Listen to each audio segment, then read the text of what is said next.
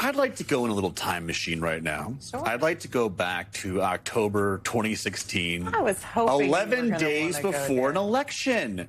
I want to play a tape of what President Trump said after the FBI director decided to reopen an investigation into Hillary Clinton's emails. Can we play that, please?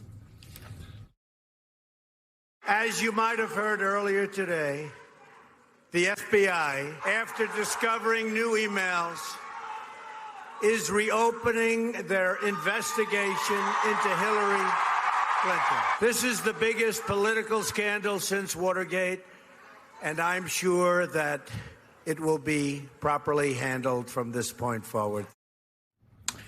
Now, the FBI later closed that investigation. Nothing came of it. A lot of people saw that as the October surprise that tanked Hillary Clinton's presidential aspirations. But Donald Trump seems to be talking about something that's less intense than what you discovered and said it was the biggest scandal since Watergate. So how big is this? Well, first of all, back in 2016, I guess the administration thought that, or Trump thought that Watergate was a problem. We've seen J.D. Vance come out and say, like, you know, maybe Watergate was just a small little scandal of a thing. And of course, we know it, frankly, is so small compared to what this administration is doing on a daily basis. This is really concerning. I mean, these are senior level administration officials. These are cabinet level officials that are talking about deeply sensitive things. The documents that our team at Democracy Forward has uncovered suggest these are chats about Ukraine.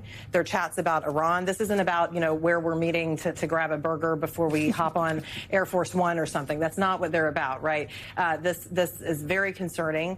And the other things that are concerning is sort of what the administration has said, because you have people like Kaine, for instance, who's on the Signal chat, who went before Congress in April of last year and said that if he had been involved in any of these Signal chats, he certainly isn't anymore. And we're getting documents, at least a search that was conducted that extends through that April period. So we're still trying to, confirm all the dates there. But it looks like there may have also been some misrepresentations by these officials, which is not surprising, unfortunately, but also, I think, deeply concerning. A spokesperson for Kaine, Sky, is also saying that Kaine does not use the app to share classified information. This is according to Joe Holstead. That's what he told The Atlantic. How are you able to verify that? Well, first of all, the Federal Records Act applies to lots of things that are not classified information. This information is the American people's information. And you don't just get to sit around and talk about highly sensitive material on Signal, which is not particularly protected, where there are, rules about retention. So that's number one. Number two is I think we trust the court system that we're going to be able to, through this litigation. We had to, of course, go to court and file a lawsuit to even get these types of records because the administration was not being forthcoming. So we will continue to, to explore that. At one point, he's made a statement that he only uses it for personal. Obviously, these are not personal chats. So we're just getting started on what we're learning about this. Well, look, okay, he may not say anything sensitive on the group chat, but Pete Hegseth, whom we already know, will and has. And they're adding random people. People. So, okay, fine. So you may not, but everybody else on the chat may. And that, look, Scott, the thing that I find interesting is we've been here before. I mean, this is not like we're breaking a new story about, government officials engaged in highly sensitive conversations on an unsecured app. Right, we already know. All you need is an invitation, and you can be a part of the conversation. What does that tell you? That it doesn't seem to matter. They're going to continue to do what they're going to do, irrespective of what the Federal Records Act required. So they're thinking, oh, we'll just be little slick Ricks.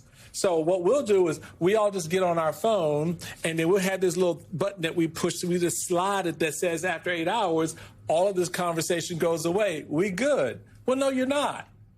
Well, you're not, and accountability is coming. I mean, we have the courts, and the courts, come here every time. The courts are continuing to do their jobs and being a guardrail here, not the only guardrail. But you think about a new Congress that comes in that might actually care about what is happening with the American people's data, what is happening with sensitive national security information. This isn't a political talking point a few days before an election. This is actually, actually something that could amount to a real national security crisis here. And I think that this administration will face that accountability accountability, which is precisely why you see all of these efforts coming out of the White House to try to undermine people's ability to vote, to try to undermine these elections, to try to spread doubt in the minds of the American people, because accountability is coming.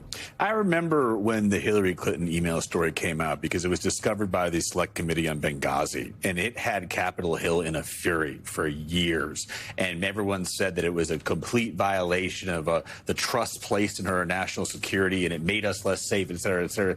Here you have guys just, messaging around in a non-secure way, and it's like, it's not a big deal. And still messaging right after it was exposed. Yeah, right? right, Signal right. chat, the journalist happens to be on the signal chat. There's war plans. Oopsie, then Trump comes out and acts like he's concerned, and then we have months later, after people have made statements to Congress, you're seeing this type of haphazard